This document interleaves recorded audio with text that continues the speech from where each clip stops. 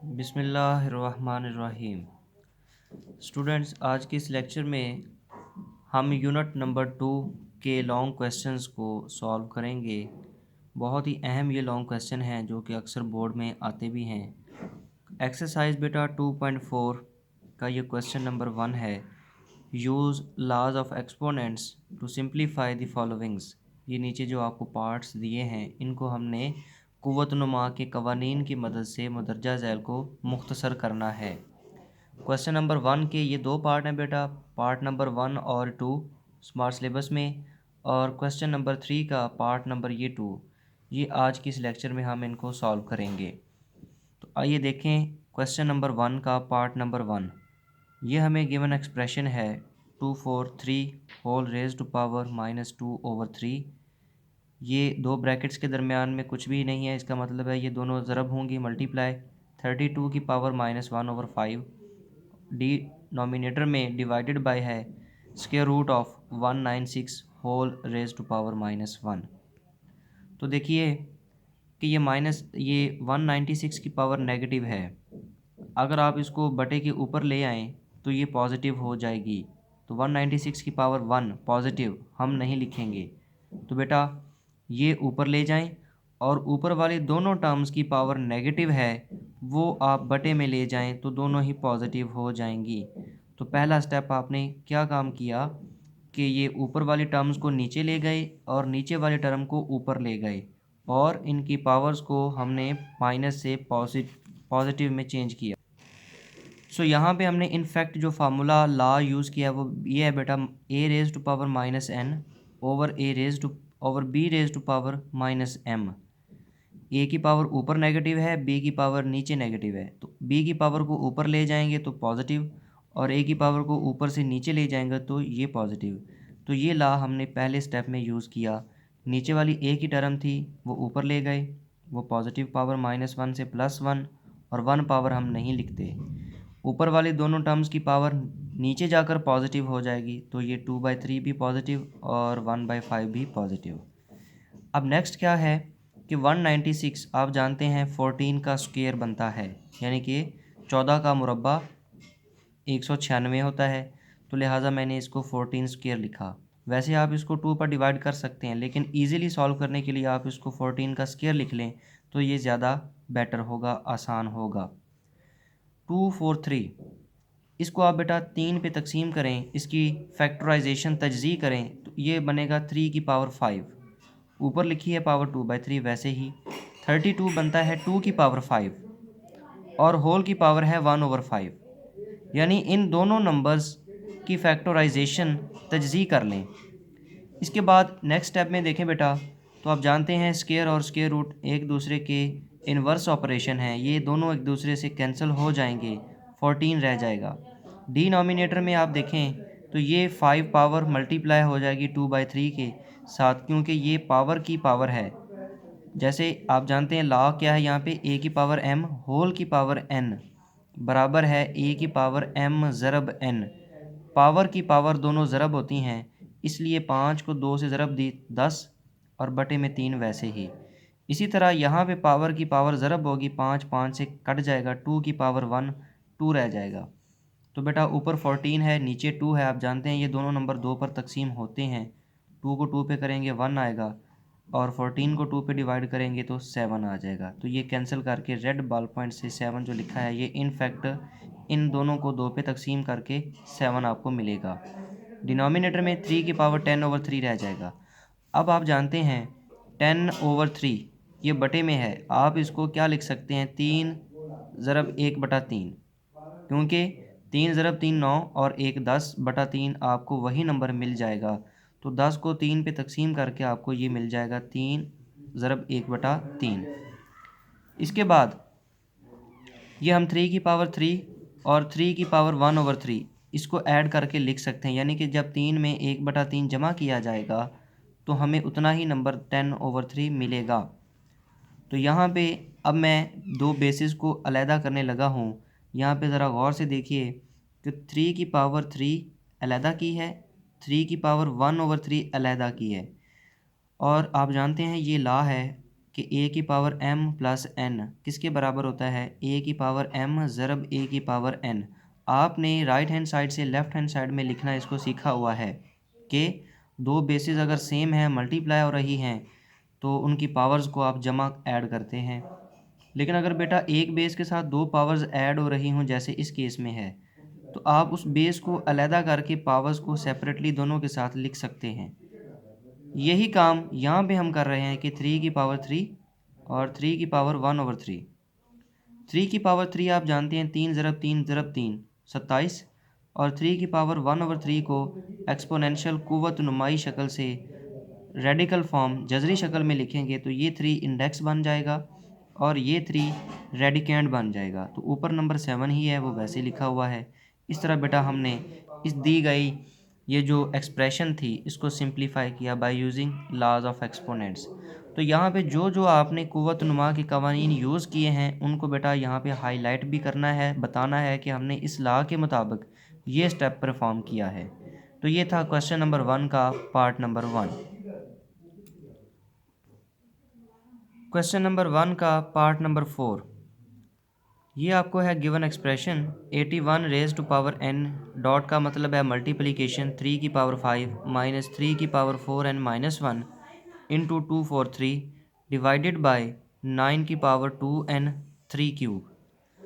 तो बेटा सबसे पहले ये नंबर 81 81 की तजज़ी फैक्टराइजेशन आप करेंगे तो 3 पर डिवाइड करने से आपको 3 की पावर 4 मिलेगा, यानी 3 की पावर 4 81 है। ऊपर जो पावर लिखी है n वैसे ही ये लिखी हुई है, ये 3 की पावर 5 वैसे ही नंबर लिखा गया, माइनस ये टर्म भी वैसे ही, और अब यहाँ पे 243 इसकी भी आप तजज़ी कर दें तो 3 की पावर ये 5 में कन्वर्ट कर दिया, डिवाइडेड बाय आप जानते हैं कि 9, इस 9 को 3 स्क्वायर लिख सकते हैं, ऊपर पावर 2n वैसे ही है और ये 3 की पावर 3 भी वैसे ही।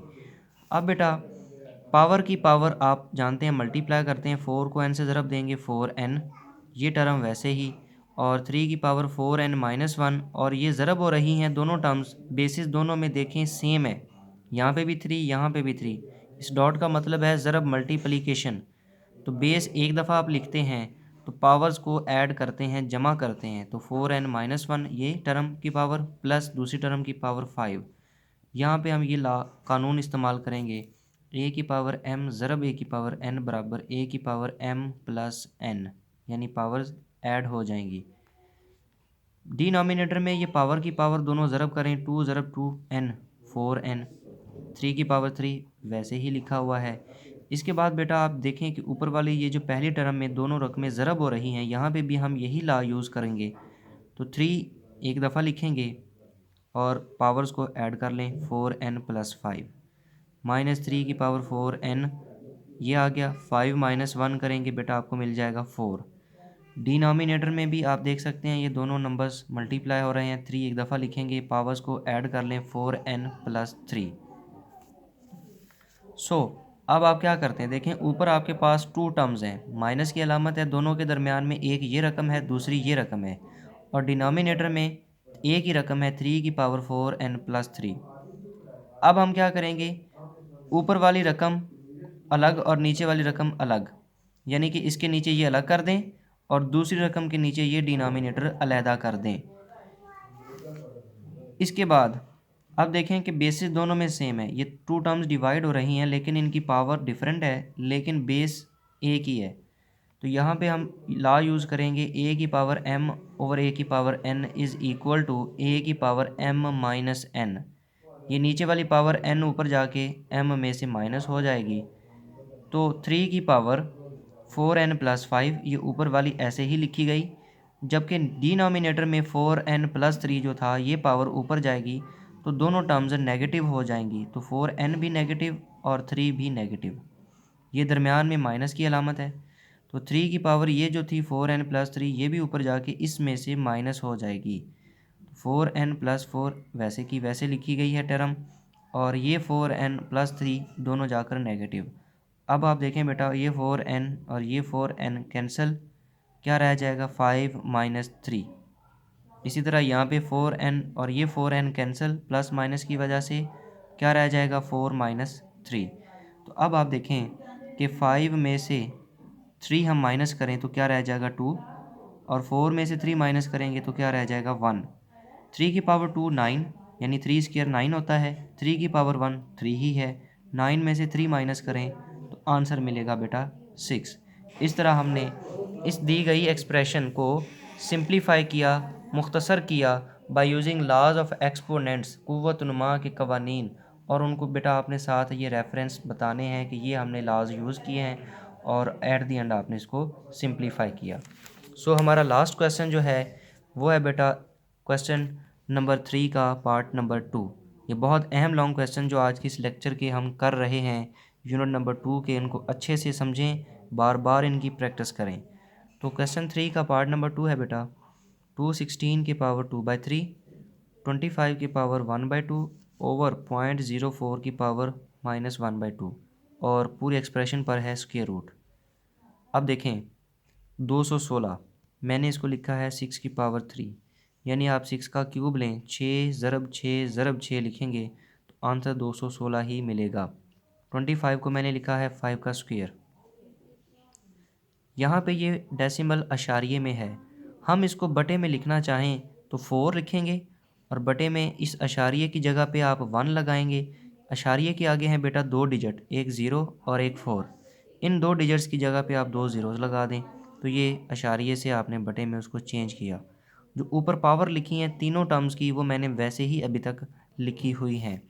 तो अब आप यहाँ पे लॉज यूज़ करें कि पावर की पावर का कानून क्या कहता है कि दोनों पावर्स को ज़रब मल्टीप्लाई कर दें। तो ये 3 ज़रब किसके साथ करेंगे 2/3 के साथ, इस 2 को मल्टीप्लाई करेंगे 1/2 के साथ। यही काम आप देख सकते हैं। और डिनोमिनेटर में ये 4 है, ये 100 है, दोनों को 4 पे तकसीम करें, 4 1 द 4, और 100 को 4 पर डिवाइड करेंगे तो आंसर मिलेगा 25। ये पावर -1/2 वैसे ही लिखी गई है। अब आप आगे देखें तो 3 3 से कैंसिल, तो 6 की पावर 2 रह गई, 2 2 से कैंसिल, 5 की पावर 1 रह गई। डिनोमिनेटर में आप देखें कि इस नंबर की पावर है नेगेटिव, और ये बटे वाला नंबर है। जब आप इसका बटा उलट देंगे, चेंज करेंगे, 25 को ऊपर लिखें, 1 को नीचे लिखें, तो ये पावर हो जाएगी पॉजिटिव, क्योंकि 1 ओवर ए की पावर -n किसके बराबर है कि ये ए की पावर -n ऊपर चली जाएगी तो प्लस हो जाएगी, और 1 नीचे जाएगा तो वो वैसे ही लिखा जाएगा। तो बटे में 1 होगा तो हम नहीं लिखेंगे। यही काम यहाँ पे किया कि 25 को ऊपर जब लिखेंगे तो ये पावर नेगेटिव से पॉजिटिव में चेंज हो जाएगी। सो नेक्स्ट बेटा ये ऊपर वाला नोमिनेटर वाली रकमें दोनों वैसे ही हैं, 6 की पावर 2 इंटू 5 वैसे ही लिखी गई हैं।